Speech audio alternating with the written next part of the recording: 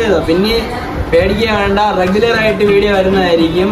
അപ്പം ഈ വീഡിയോയിൽ ആരാണ് നല്ല കോമഡി ആയിട്ട് റിയാക്ഷൻ ചെയ്തതെന്നൊന്ന് കമന്റ് ചെയ്യുക. അപ്പോൾ ഈ വീഡിയോ ഇഷ്ടപ്പെട്ടെങ്കിൽ ലൈക്ക് ചെയ്യുക, ഷെയർ ചെയ്യുക, സബ്സ്ക്രൈബ് ചെയ്യുക, മണിയടിക്കുക.